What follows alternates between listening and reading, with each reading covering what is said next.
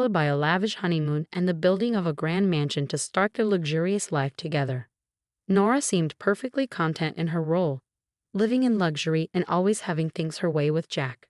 Compared to her, my life seemed ordinary, quietly working alongside my mother in the company. I was happy with my behind-the-scenes role, far from the glitz and glamour Nora enjoyed. During family gatherings, Nora often looked at me with a hint of superiority in her laughter. "You don't really fit the image of a CEO's daughter," she'd say, finding the idea amusing. I never understood Nora's fascination with extravagant living, a lifestyle that felt foreign to me. She probed, unable to grasp why someone born into wealth would show little interest in flaunting it. "Living so simply despite your family's riches, I just don't get it," she'd say, as if the idea of not showcasing wealth was beyond her comprehension. This difference in our lifestyles highlighted our contrasting values and viewpoints. While Nora valued material possessions and social status, I found fulfillment in quietly contributing to our family's legacy. It wasn't about money or titles for me. It was about being part of something meaningful. Despite being the daughter of the company's president, as my brother often pointed out, I didn't seek attention or special treatment. I believed in treating my colleagues with respect, just like anyone else. My approach to work and relationships within the company was rooted in humility and mutual learning. I recognized that many of my coworkers had skills and knowledge surpassing mine, and I respected the importance of every role within our organization. My brother held firm to the belief that a boss must always maintain an air of superiority to command respect from their team. He was surprised by my perspective and criticized my approach, insisting that a true leader should assert dominance and delegate mundane tasks to others. According to him, this mindset separated the real leaders in our family from the rest. When I tried to defend my viewpoint, stressing the importance of respecting all team members regardless of their role, my brother quickly dismissed my arguments. He claimed that such thinking would make me unappealing to potential partners. Nora joined in, suggesting that my attitude and outlook on life would leave me alone forever, advising me to change to become more attractive. My brother even threatened my job security once he took over the company, highlighting our vastly different values and approaches to leadership and personal relationships. Following the uncomfortable confrontation, my mother stepped in with her support, reminding me of the value I brought to the company and advising me not to let my brother's criticisms affect me. My father also made his disapproval of my brother's attitude clear with his stern demeanor. It was evident that my parents didn't share my brother and Nora's views, leading to a tense period where they avoided our family home. Reflecting on the strain caused by this disagreement, I realized that despite our differences, it was crucial for each of us to stay true to our principles. While my brother and Nora continued their lavish lifestyle, frequenting fancy restaurants and luxurious resorts to maintain a certain image, I remained dedicated to my values. I focused on making meaningful contributions to our family business, cherishing the importance of humility and teamwork that I had learned over time. Jack was on track to become the president of our father's company, a role he was being prepared for as our father worked diligently to expand his business. One evening at home, my father suddenly felt intense chest pains. Worried, I urged him to stay calm while I called for an ambulance. In those tense moments, he directed me to a letter in a drawer, insisting, "Stella, read this. If anything happens to me, the lawyers will handle the rest." His words were barely out before he lost consciousness, and despite being rushed to the hospital, he passed away without regaining consciousness. Jack and Nora, my brother and his wife, were abroad during this crisis and missed being with our father during his final moments.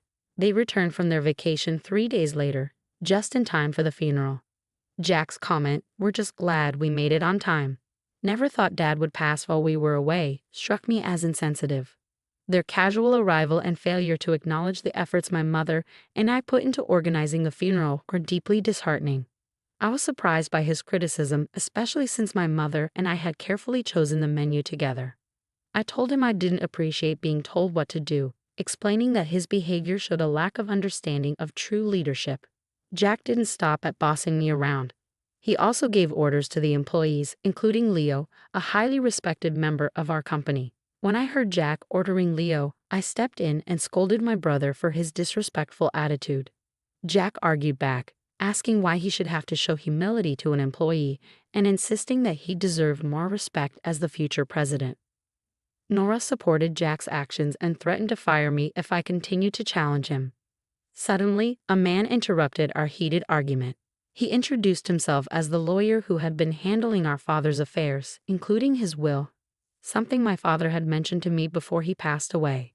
This news caught Jack and Nora's attention, especially when the topic of inheritance came up. They eagerly welcomed the lawyer, hoping to learn more about the fortune they expected to inherit. As they discussed the inheritance, Jack became emotional, asking about the rumored $500 million.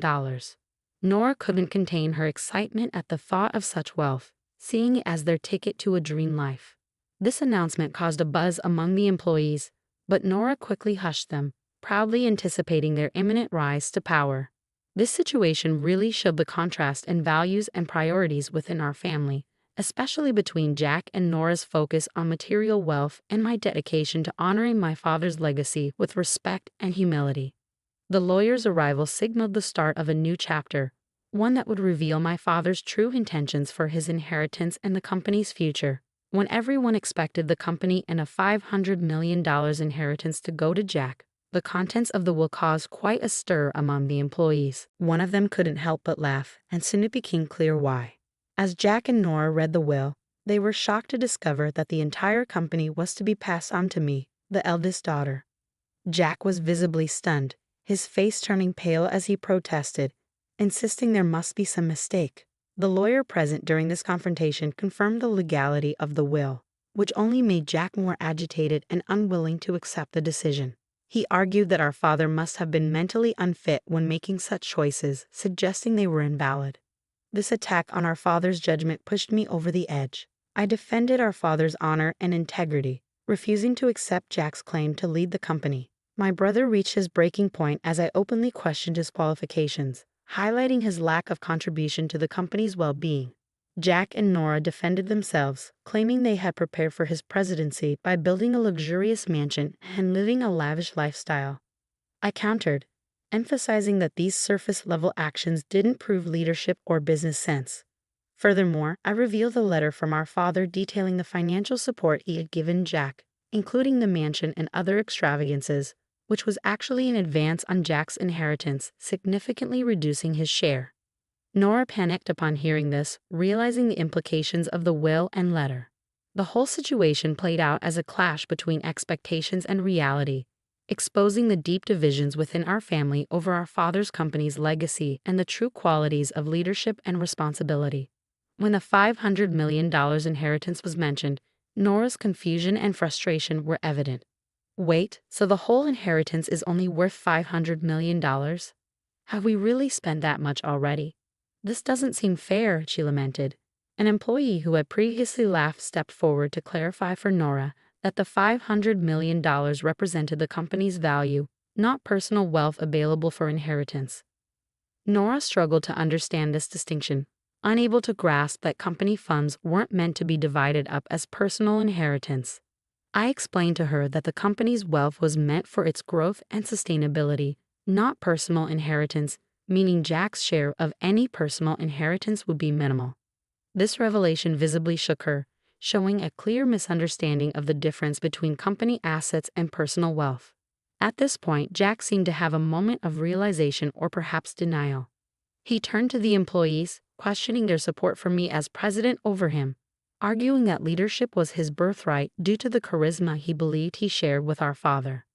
However, the silence that followed spoke volumes. None of the employees came to his defense. Leo, a veteran and respected figure in the company, then addressed Jack directly. He contrasted the genuine charisma and foundational legacy of our father with Jack's misplaced arrogance. Leo's words resonated, emphasizing a respect earned through actions and humility rather than entitlement. He pointed out Jack's absence and lack of contribution to the company's daily operations, dismissing Jack's excuses of networking as irrelevant to the real work needed to sustain and grow the business. In contrast, Leo praised my efforts to understand and contribute to the company from the ground up, acknowledging the sincerity and dedication I shared with our father. This endorsement from Leo and a collective agreement from other employees highlighted a shared acknowledgement of my suitability for leadership, based not on entitlement but on commitment and respect for the legacy and future of the company. Touched by their support, I felt a renewed sense of responsibility and gratitude. The employees' acknowledgement of my efforts and their trust in my leadership validated the path I had chosen, one that honored my father's values and our company's collective ambition. I thanked the employees, recognizing the unexpected turn of events, but emphasizing my dedication to the company, a passion inherited from my father. I asked for their ongoing support, and their warm applause strengthened my determination. I then emphasized the importance of every team member, stating, "Anyone who disregards this isn't fit for a leadership role," hinting that even a president could be held accountable. Jack was taken aback by my words. "What do you mean? I'm your brother, and you're saying you'd fire me if I were president?" Jack protested, confused by my prioritization of competence over family ties. He looked for support, but the employees' cool responses indicated their agreement with my viewpoint. Feeling isolated, Jack and Nora swiftly left the scene. After the incident, Jack found himself without a job, relying on the modest inheritance he had received, which quickly dwindled. "Can you lend me some money, Stella?" he later asked. However, faced with his ongoing lack of effort to find work, I was put off by his dependency. I advised our mother against offering financial assistance, pointing out his fall from grace and the loss of his once supportive friends. Nora, who had envisioned a life of luxury as the company president's wife, also received little sympathy from her social circle after these events. Eventually, financial strain led them to sell their mansion, a temporary solution that briefly restored their extravagant lifestyle but proved unsustainable in the long run. Their savings dried up, and when they finally considered getting jobs, their lack of experience and their tarnished reputation made them unemployable. These events highlighted the consequences of entitlement and the importance of hard work, humility, and maintaining good relationships. In the ups and downs of life, Jack found himself in a new role far from his previous aspirations. He secured a part-time job at a convenience store, a significant change from his earlier plans. This job, unfamiliar and challenging, placed him alongside younger colleagues who often noticed his lack of experience. It was a humbling experience, forcing Jack to confront the realities he had previously overlooked. Nora also experienced a significant shift in her daily life. Her days as a full-time housewife, once filled with leisure and luxury, were replaced by the demands of part-time work. She took on a role as a cashier in a supermarket, working long hours for modest pay. This new chapter for Nora was marked by hard work and perseverance, a departure from her previous expectations. As my brother and sister-in-law adjusted to their new circumstances, I utilized the knowledge and insights gained from my behind-the-scenes work in the company. With the guidance of Leo and our dedicated team, we concentrated on expanding the business, drawing strength from the challenges we encountered. The ordeal with my brother not only tested our determination but also strengthened our unity. Together, we strive to honor my father's legacy by growing the company and fostering a sense of community and achievement among our employees. This contrast in our paths highlighted life's unpredictability and emphasized the importance of adaptability, humility, and hard work. While Jack and Nora adapted to their new realities, their journey served as a reminder of the lessons learned from overcoming adversity. As for me, I remained committed to leading our family business forward, treasuring the wisdom of the past while building a brighter future for everyone involved, fulfilling a promise to honor our father's memory.